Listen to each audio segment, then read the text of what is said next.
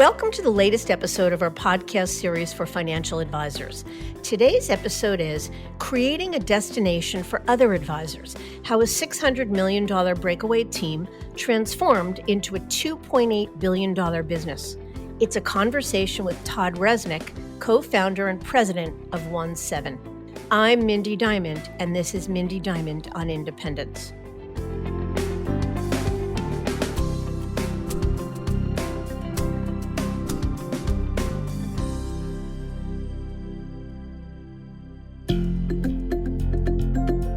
This podcast is available on our website, diamond-consultants.com, as well as Apple Podcasts and other major podcast platforms. If you are not already a subscriber and want to be notified of new show releases, please subscribe right on your favorite podcast platform or on the episode page on our website. For Apple Podcast users, I'd be grateful if you'd give the show a review. Your input helps us to make the series better and alerts other advisors like you who may find the content to be relevant.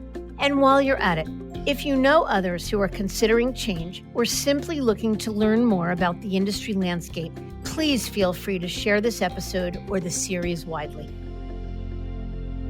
Most advisors we speak with who make the leap to independence do so not because they are running away from something, but rather because they're running towards something they see as better.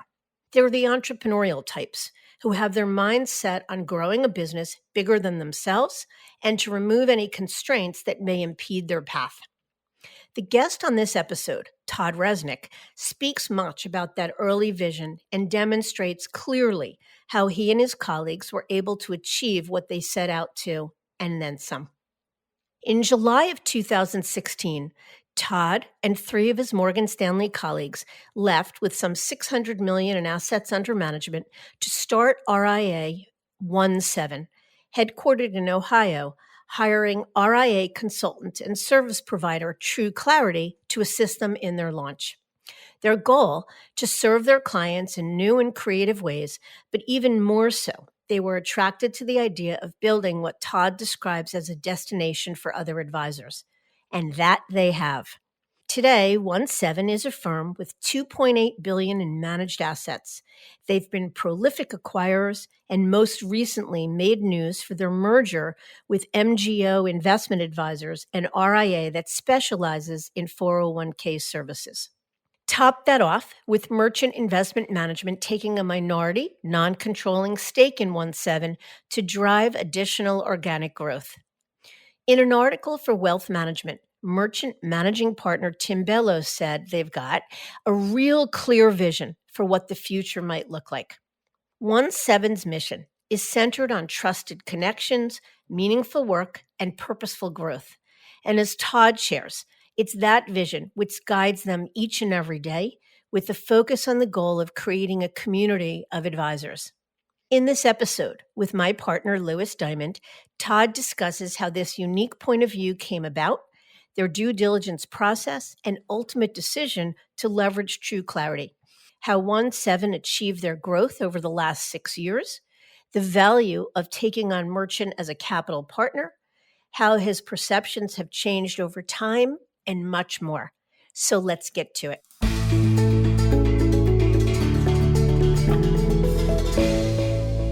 Todd, thanks so much for joining us today. Thank you. Pleasure to be here. Very good. Why don't you just tell us about your background and how you got into this business to begin with? So I actually started off after college in a different field. I thought I was going to be a television and film producer. So I moved to New York with my wife, who was my girlfriend at the time. And after a couple of years, I became pretty uninterested in the space I was in. It wasn't fulfilling things for me. And I knew I wanted to be in a business where I was connecting with people, building relationships, and not really just making it transactional. And it was kind of funny how I was on a family vacation, and a family friend who spent his whole life in the financial services world told me that if I wanted to be happy and successful, I should go into financial services. And I just said, okay, great. Why not? I have nothing to lose and everything to gain. So I started asking around, interviewing, talking to people, trying to understand exactly what that meant to be in the financial services world.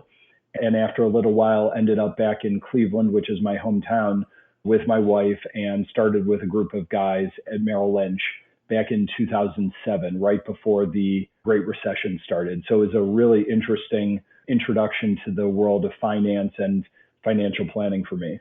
Yeah, definitely a good way to cut your chops is chaos. I would probably guess too that maybe it was helpful that you didn't have that many clients during the financial crisis because there's less people to call.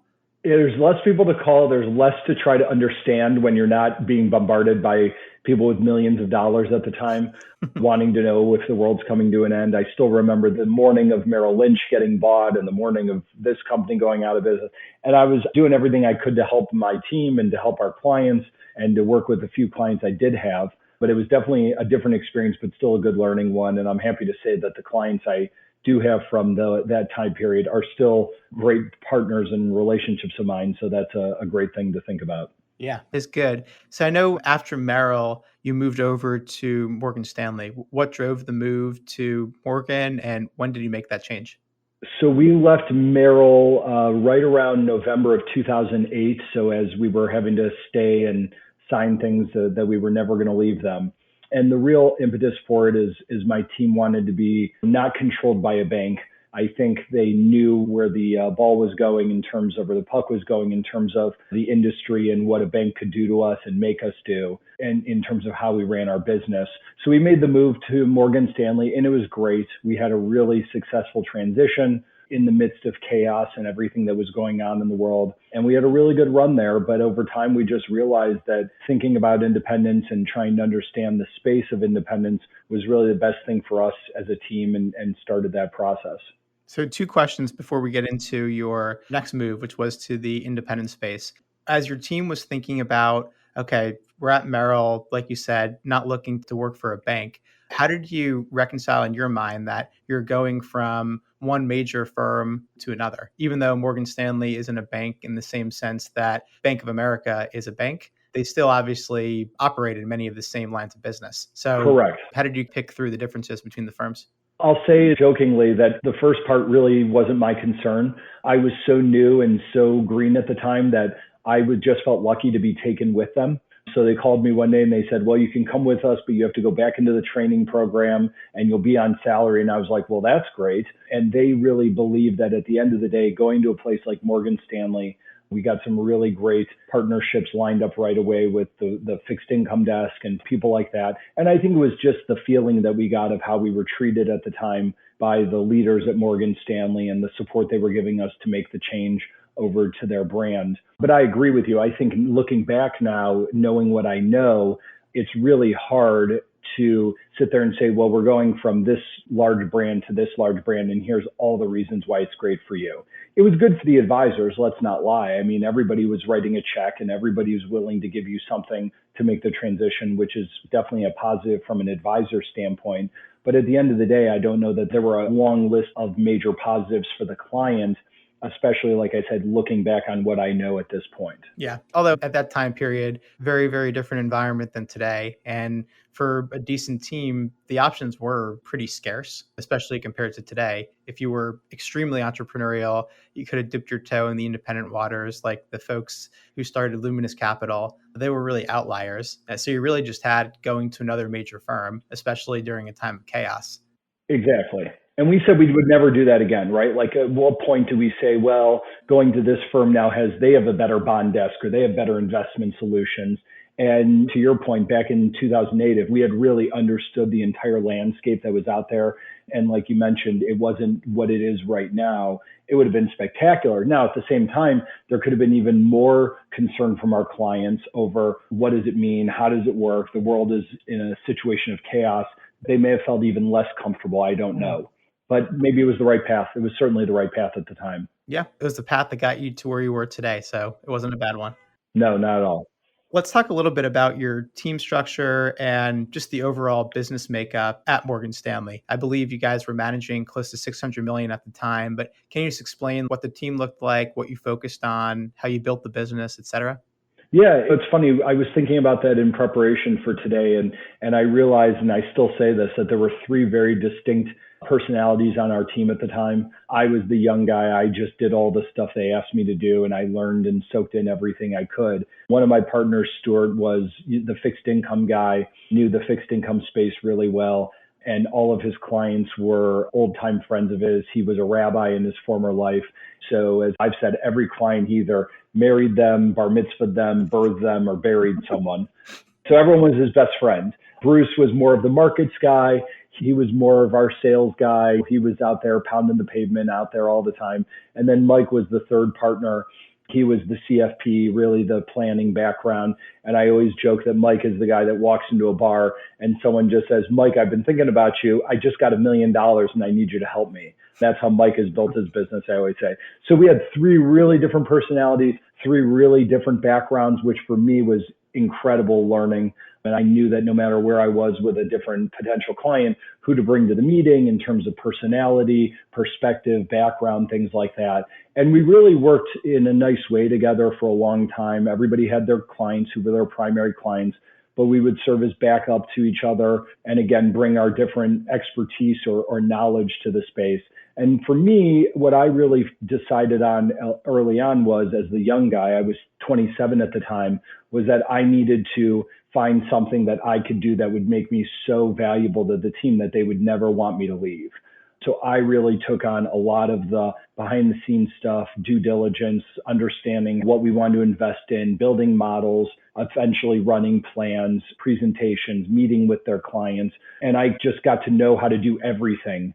So as time went on, I became more and more of a part of the team, became a partner, and it worked out really well for us for a long time. That's smart advice. Make yourself indispensable and figure out something unique to bring to a business. So that's a Yeah. great way to find your footing. Yep. So what motivated the team to consider alternatives? I know ultimately in 2016, the team left to go independent, but what led up to that decision? I think the first part of it was what a lot of advisors come up against was someone telling us that we were crazy, for lack of a better word, for giving up so much of our paycheck every month. And then for us to actually do the due diligence of, well, what are we getting for that money? And that's not what we're here to discuss today necessarily. Every advisor out there knows what they're getting and what they want and what they're giving up to the house. That's what everybody understands. So we started there with, okay, can we do better for ourselves and our families? Yes. And then we started doing all of the due diligence of, well, what does it mean to go independent? What resources are out there? What tools are out there? And we decided that if we were going to do this, we looked at the Schwabs, we looked at the Ameriprises, we looked at the joining another firm and becoming part of their RIA. We knew the 2 things we wanted to do were, one, do it by ourselves, and the other was to build something that could cater to the model we used to know and the model that our clients knew. So we wanted the experience to be very similar in terms of the resources and tools, whether it was secured lending, whether it was robust fixed income and investing, whether it was the financial planning tools, the way we did reporting. We didn't want anything to change the best we could. And we wanted to obviously expand and increase the tools and resources that we had. So that was really what it came down to was, can we do better for ourselves? Can we do better for our clients? And can we replicate or build on the experience that we were all having? It doesn't sound like you were super unhappy with Morgan Stanley. It was more just you bumped up against the operating model or the business model, which was being an employee of a major firm. I think that was a big part of it. What are we getting and what do we need? And then for me on a personal level, and this is probably something a lot of listeners will think about, or at least a certain amount will, I wanted another challenge. For me, it was, I was 35 years old. And I love my clients as people and the relationships that we have. I'm not an investment guy. I don't love sitting and looking at the markets and studying them and all of that stuff. I was just looking for another challenge and a growth opportunity for myself.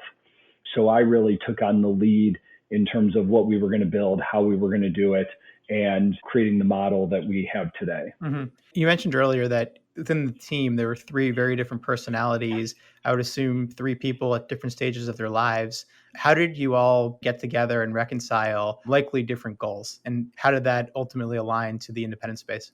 As we communicated throughout the process, I think we recognized at the end of the day, we all had similar goals. We all wanted it to work a certain way. We all wanted our clients to have a similar experience. And it was really the opportunity, as you said, especially for my 3 partners who were older than me, to really start thinking about, okay, what do I want to happen in terms of the legacy I create for my business? What is the financial component if and when I do sell my business or when I want to retire?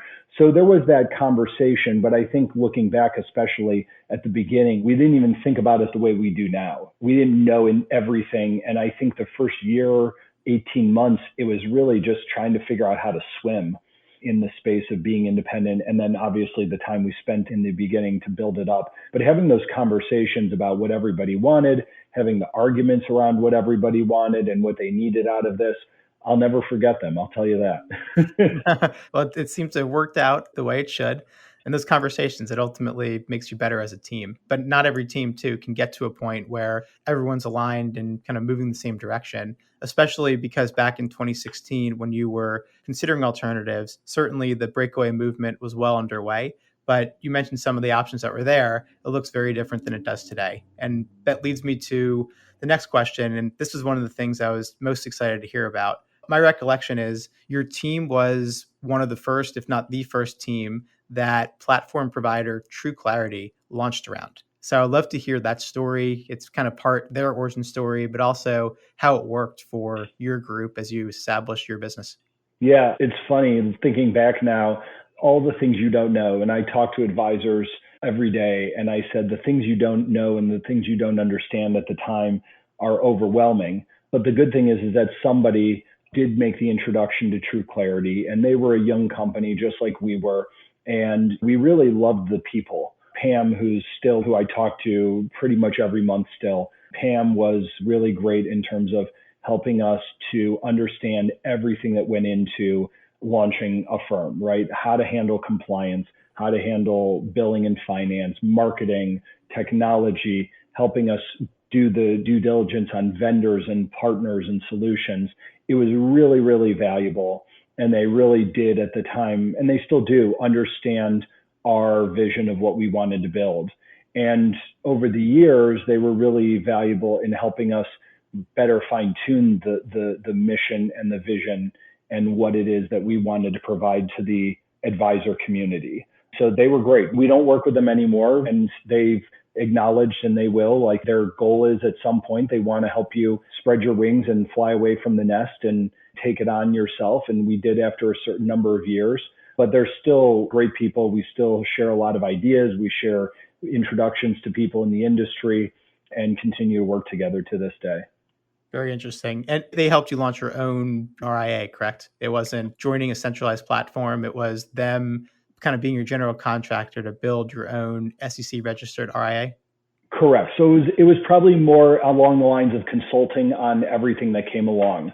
So for instance, they didn't do our compliance, but they were involved with us and our third party vendor. They helped us with billing, but we still ran billing internally. So everything was not doing it for us, similar to a platform, but helping us do it for ourselves, which was definitely challenging, right? There's even that's what I talk to advisors about all the time, is like doing it for ourselves was also overwhelming. And what I realized at the time is you can't do everything. You can't run an RIA and do marketing and do sales and do operations and deal with clients.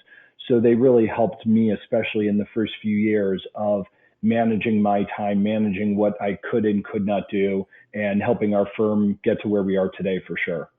Definitely. And thinking back on it, obviously you contracted with True Clarity because you wanted their expertise, but there has still have to be some challenges that you faced in the transition. Maybe just think about one or two unexpected surprises and how you overcame them. Well, I mean, I'll never forget the first night. Actually, I should say the night before we launched. Our lawyers, we were still trying to figure out the operating agreement, and our attorney said at probably 7:00 the night before we left, "You can't resign tomorrow. We don't have an operating agreement." I'm like, "Well, that's going to be a problem because all my partners have cleaned out their offices.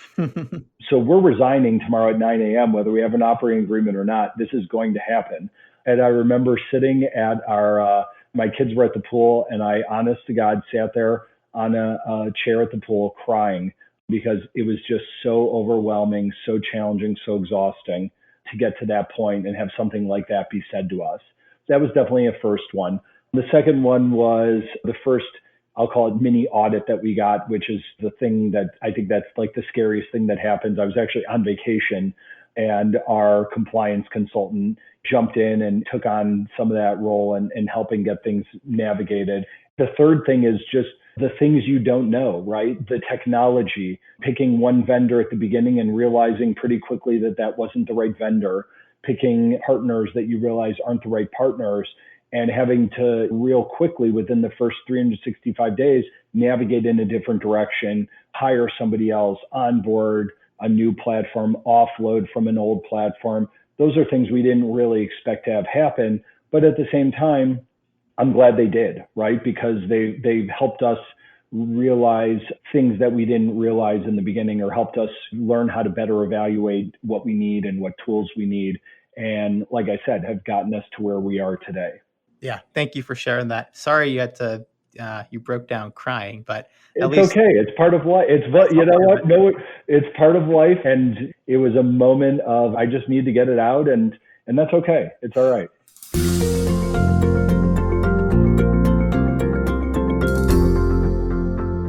So I know from having a chance to work with you that you're energetic, you're an entrepreneur, you have a vision. Every opportunity is one that you try to figure out a way to make it better for everyone, which is really, really cool to see.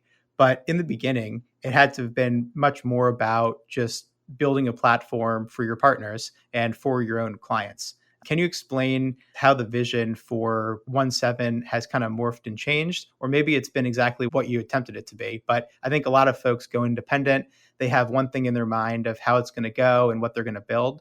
And then once they get started, either positively or negatively, plans change.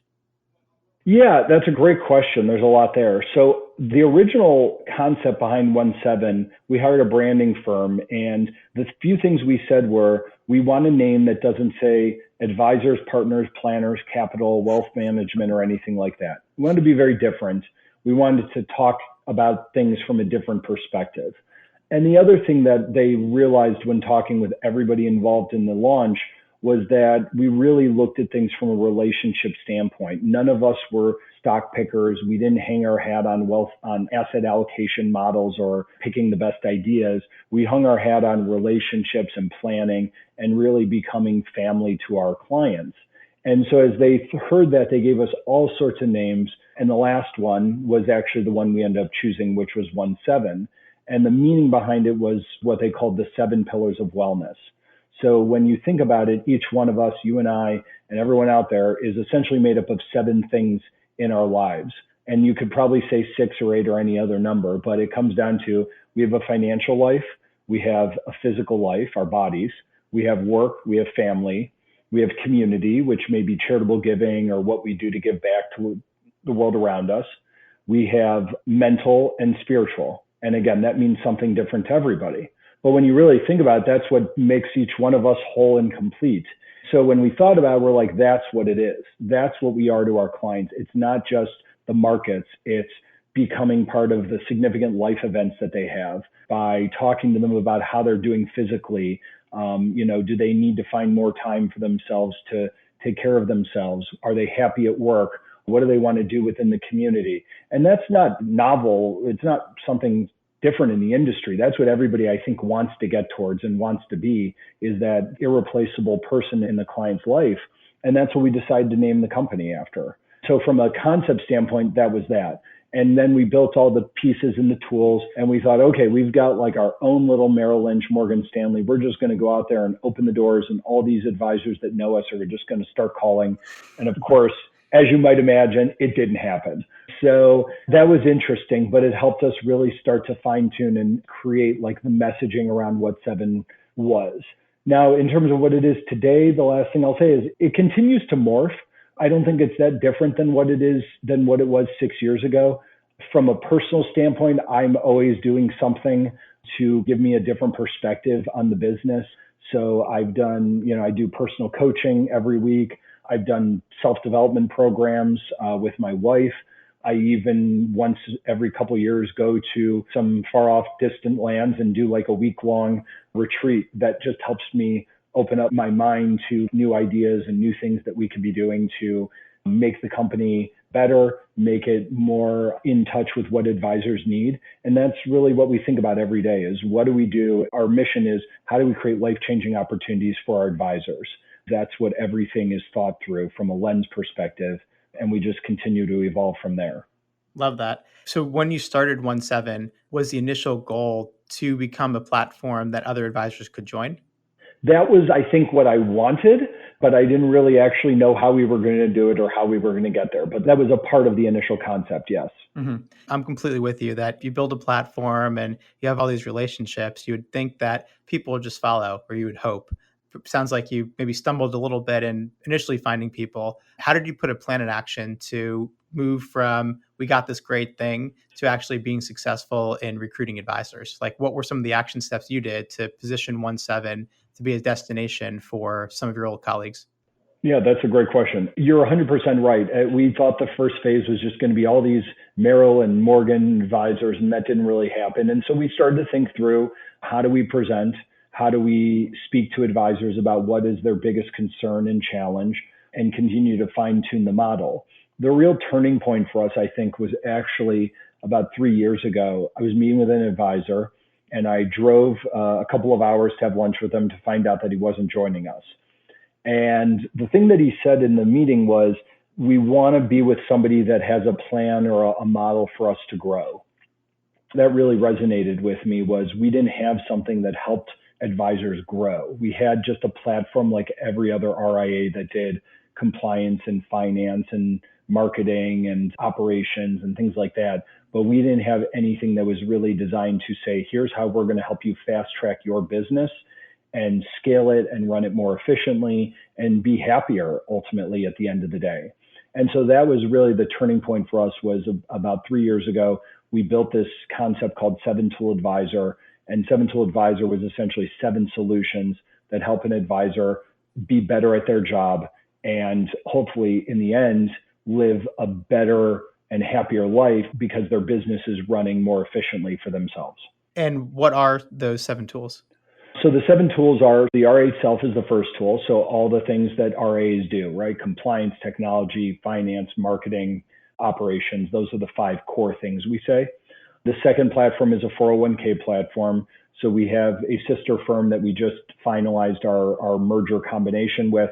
They will help advisors run their 401k plans, everything from plan documents and design to rollovers and everything in between. So we have a 401k platform that's been well received.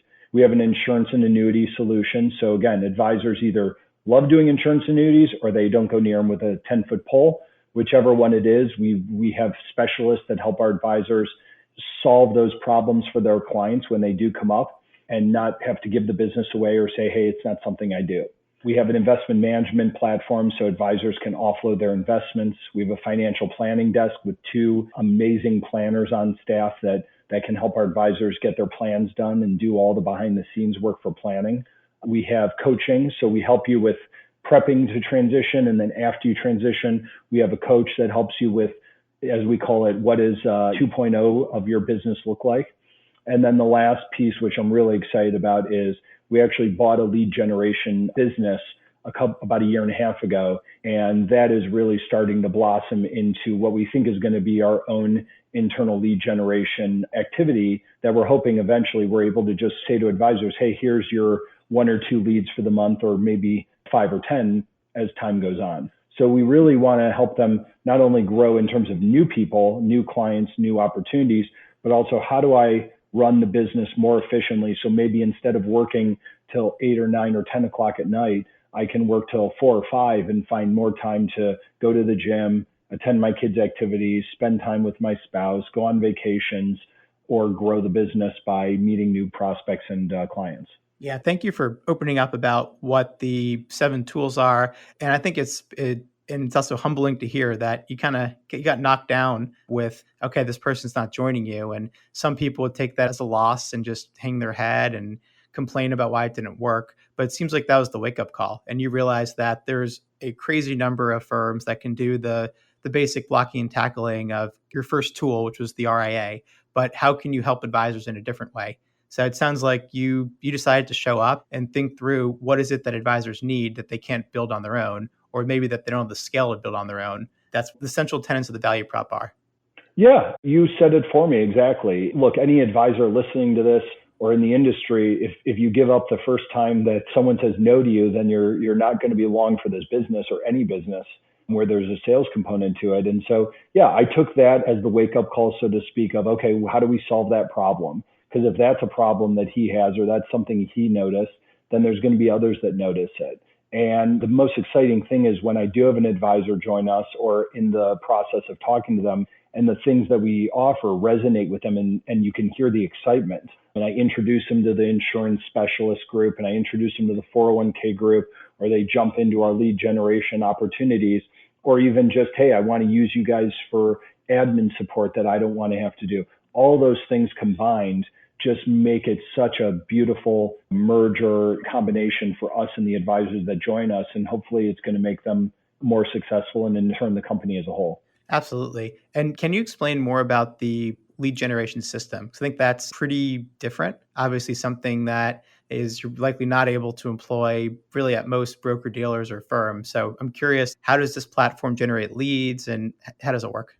It's actually an ever-evolving sort of thing, which is really exciting. We brought on a new director of marketing, and I was actually on a same-page meeting with him this morning where we were going over all the different things that he's working on, and he's working with this company on this sort of strategy and then fine-tuning it, right? So it's not just, hey, I've got a lead generation opportunity, and we just throw it out there. It's constantly fine-tuning the messaging, the process, the procedure for how to engage with that platform, and then using it to be successful. So what we do is we not only have our own systems that we've built over time, but we're also bringing together other platforms and specialists and solutions that we can then bring to our advisors and say, okay, we're handling this for you, or we've built a really great relationship that we can help facilitate or engage with you. The beginning of it was actually this business called College Funding Evolution, which is the company that we bought, which specializes in late stage college planning. So helping families figure out, what college does my kid want to go to? What's the cost? What's the budget? How am I going to pay for it? And what services does my child need to pick the right college? And so it's changed over the years because of pre-COVID, it looked one way, COVID and post-COVID, it looks a different way. But even still, I just heard that we have an advisor today or tomorrow doing a webinar that has 350 RSVPs right now. Wow. So even if half of them show up and then half of them do a meeting, you're still talking about engagement that happens. In very few things that I've heard of does an advisor get 10, 20, 30 qualified meetings with potential clients from a webinar. It's pretty awesome. I would agree. And thank you for sharing that.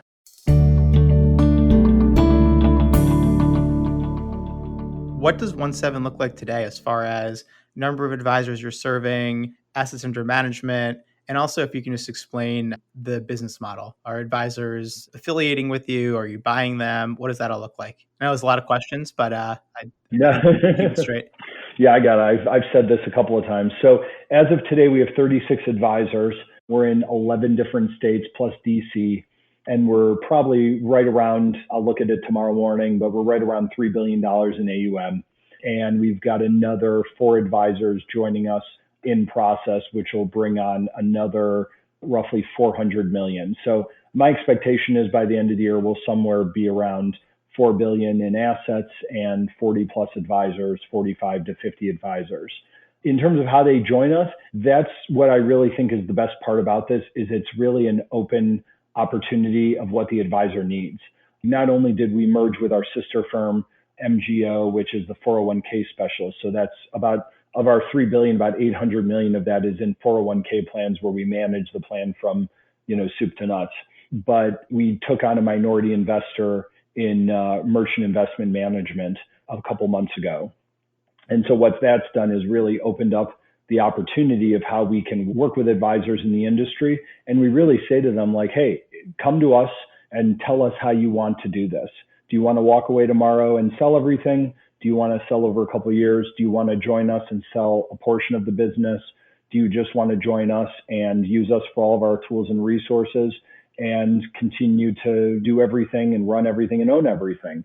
So it's really an ongoing collaboration with the advisor to build the model and the solution that's right for them. And it's been a great partnership so far in that exercise. Yeah, and I definitely want to talk about why and how you partner with Merchant. But maybe before that, let's talk about the recent merger you announced with MGO, which was the 401k firm. So it sounded like you've had a relationship with them. What led to the actual marriage happening and how did that all work? So 1-7 back in 2016 actually had 7 founders. Me and my 3 partners from Morgan Stanley, and then Ron Gross, who was the CEO of MGO, and 2 people from his company, his partner Paul, and actually his nephew Rick, who was the one who introduced us. So Ron and I and Rick, more than anybody, collaborated beginning in the summer of 2015 all the way up until our launch in the summer of 16. We really collaborated on everything that was going to go in to start the RIA. But Ron and Rick were still at MGO, running 401ks, running that company, which was incredibly successful on its own. And so over the years, more so than anyone else, I just kept having the wake-up call and the realization that in order for us to really build the business the way we wanted to, in order for us to 100% put everything into creating the right experience for advisors and their clients, we needed to be one company to bring all of the talent, all of the energy, all of the ideas together and harness it into one business. So the driver behind it, what really started that was in March, April of 2020, when the markets were doing what they were doing and COVID was happening. One day I just wrote my Jerry Maguire sort of manifesto, or whatever he calls it in the movie, but my white paper on why we should merge together, and sat down with Ron the next day and read him my whole report. And he goes, I agree. And that was it. We started that day okay, what's the next step? And we went through a real thorough process of figuring out how to do it, when to do it. And it took until May 1st of this year, so about almost 2 years of constant back and forth and work to get it done, but it finally did happen.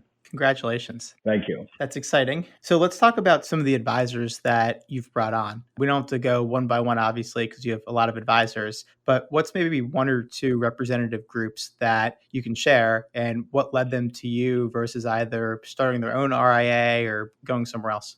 Well, there's so many great examples, as I'm sure any firm could share about a success story. A couple that stick out for me are actually 2 of our most recent advisors that joined us. When we met with them, we talked about not only the ways we could help them in terms of their business from a financial standpoint now and in the long run, but also the ways we could leverage 7-Tool Advisor, the components to help them with their business. So originally when they were joining us, they had a third partner that was going to be part of it, who was going to be doing the planning. But for some reason, I can't remember, he didn't join them. So right away, we were able to step in and help them with planning by taking that off of their plate. We were also able to help them with admin by providing them all the admin support they needed, so they didn't have to go out and hire an admin as they were trying to figure out how to transition their business over. So I think that was one really great one. Another one that I thought was really fun, I mean, I look at all of them as fun in their own way, was a great team that we have. It was a father-daughter team that were looking to leave a different RIA, and there were some things they had to get unwound and solved in order to do it. And we spoke for years. We would talk and then we would lose track of each other and talk again, and then just really providing consulting and as much support as possible. And we were actually able to bring in Merchant at some point to help them just think through solutions, alternatives, and options.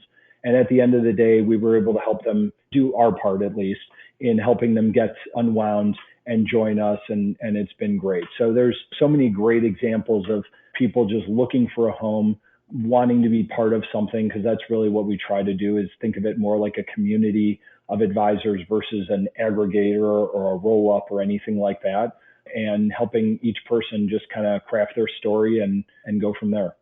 Yeah, thank you for sharing those examples. I think it helps to crystallize the value adds. So let's talk about Merchant. I saw a press release in August of 2022 about 1-7's new partnership with Merchant Investment Management. I think is also timed around the consummation of the merger with MGO. So we talked about MGO, but can you talk about the thinking behind going out and raising capital from anyone, but especially Merchant, And what was it that won Merchant the opportunity to be in business with you? Yeah, that's all good questions, obviously. The merchant thing happened a couple of years ago. I met them and we didn't know what the opportunity was other than that we were trying to do a couple of different deals. And some of the banks didn't understand entirely what we were doing, why we were doing it.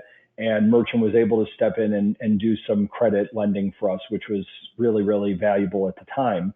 I still remember during COVID walking around my neighborhood, talking to some of the principals there, and really knowing that ultimately, if I wanted to build what my vision was and build the platform and the community for our advisors and their clients, that we needed support beyond the people that were in our office.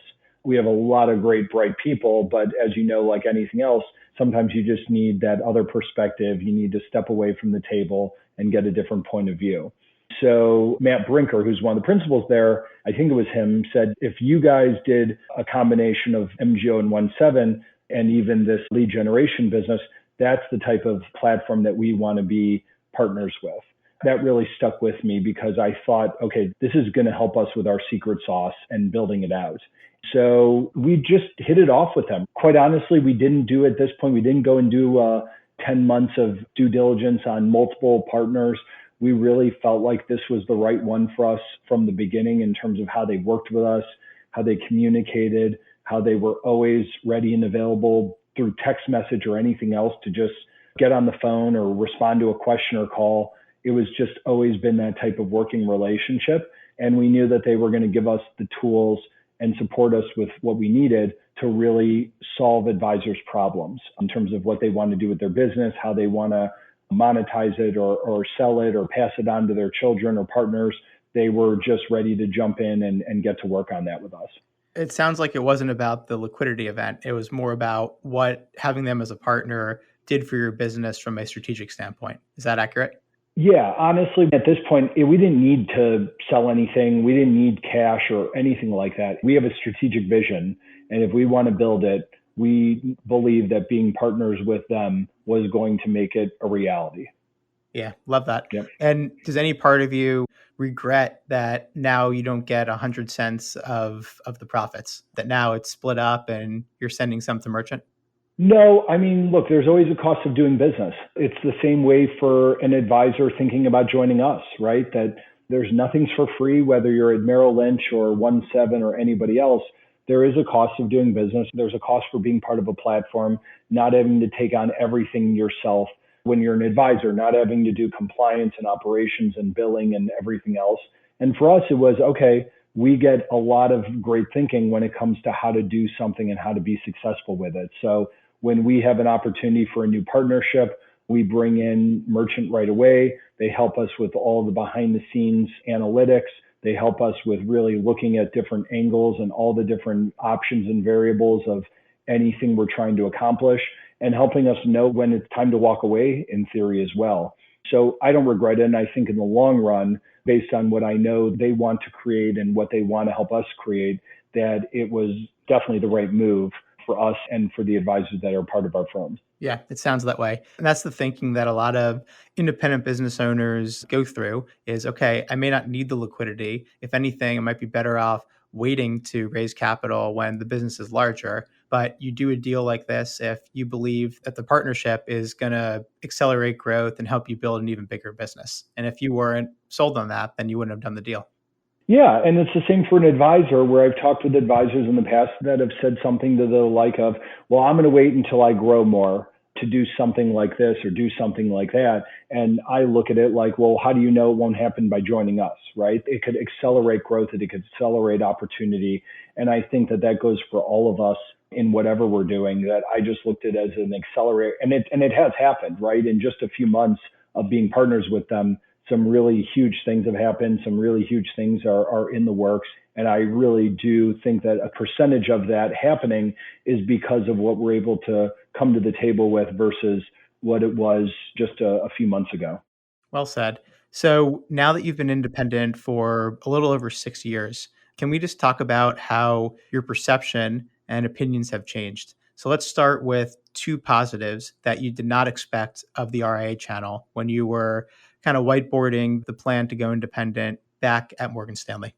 I'd say the first thing that sticks out that comes right to mind is I think advisors believe that a Merrill or Morgan is really the only place that they can get the best in class things, especially when it comes to alternative investments. And that might be a little in the weeds for this sort of talk, but the number of things that are out there, the ideas, the providers, and the ease of doing business with them versus what I remember from back at the Wirehouse model was really, really exciting. And it's growing day by day of people we're meeting, advisors we're talking to, the things that they're doing and the ideas they're bringing to the table. So I think that was the first thing. The second is just the opportunity set that's out there. I really didn't have any idea what, from a leadership standpoint of the firm, I had no idea what it was going to turn into when I started as an advisor 15 years ago, let alone started the firm 6 years ago. I never imagined that we would be where we are today. I never imagined we'd be wanted by an investment group like Merchant. And I didn't think that life was going to go that way. And I think as an advisor, when you really start to peel back the onion on what's out there and the opportunities and how you can help your clients and help yourself, it definitely is something I didn't fully understand at the time. Right. And how about two negatives or things that maybe in your mind you thought would play out differently? Am I allowed to say there's no negatives? No, I'm just Not allowed. It's not true. I think one challenge I'll say is there's at the same time the positive of all the different investment options and solutions that are out there. It also is sometimes overwhelming. And I think there is an ease of business. The positive to being at a Morgan or a Merrill is you walk in and you've got that one platform on your desk that does everything inside and out, backwards and forwards. And when you go truly independent, you kind of have to build it out and put it together. And right when you partner with one technology or solution provider, another one pops up in your inbox and is like, well, wait, I'm doing the same thing and I can do it better and cheaper. And you could literally spin yourself in circles looking at solutions and spending your whole day. And I think that's, again, not a negative, but a challenge is trying to keep the blinders on as to what's really important. What do I need to do to build the business and make it successful and give my clients the best experience? I think that's the biggest thing that comes up for me. And then obviously the things you just don't know, right? In anything in life, you jump into something, whether you take your time or do it overnight, there's things that just pop up. And when you're independent, there's a little bit more of an ownership and accountability to it, which again is not a negative. It's just something that advisors and their staff have to prepare for and think about. Right. Thank you for sharing those. So 2 more questions for you. The next one is, what's on the roadmap for 1-7? Where are you going from here? And, or put another way, what are some things you're working on that you're really excited about? Well, we've got lots of amazing people that we're talking to, and I don't know what will happen with those, but I think some of them that I'm really excited about, it could turn into some almost like unique business lines for us that we could start to offer out to advisors to participate in terms of going back to that lead generation. I'm really excited to see where we go with that as well. You know, our hope is that at some point in the next 6 to 12 months, we've got really active platforms going that are bringing in 401k leads to our advisors and then private clients that are looking for solutions, whether it's insurance, annuities, managing their investments or something like that. So I'm really excited about that. And then just more tools that Merchant and us are working on in terms of providing solutions to our advisors and things that they're looking for when it comes to succession planning and building the future for their business. So that's one thing, and that's a lot of things. And then on a personal level, I would say continuing to think about what our community looks like and how we engage with our advisors and support them. So we have our 3rd annual conference this fall, which is going to be outside of Cleveland for the first time down in Florida. And that's a ton of work, but it's really 3 incredible days of bringing everyone together to, to connect, to learn, to meet each other in some instances for people that I haven't met before, and just feel like they're part of something bigger than themselves and their 1 or 2 person practice that is in a city of their own. Yeah, that's a lot. You have your hands full. It's a lot. We have our hands full, but we run a good system for managing it all and have a lot of good people. And that's something else we're trying to bring to our advisors, new ideas and solutions to help them run their practice more efficiently. So yeah, there's a lot, and I'll be excited to report back to you on it all soon. Yeah, look forward to reading and hearing more.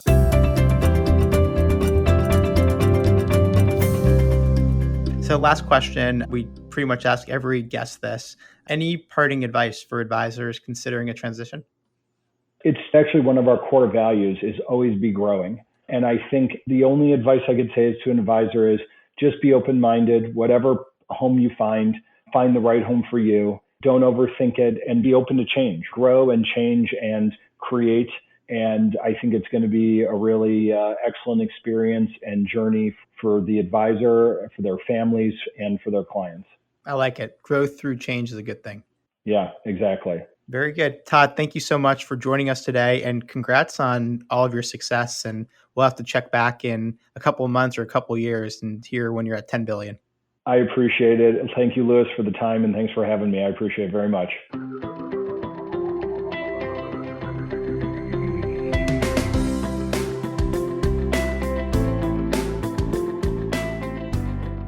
Todd shared an incredible story about growth through change, as he puts it.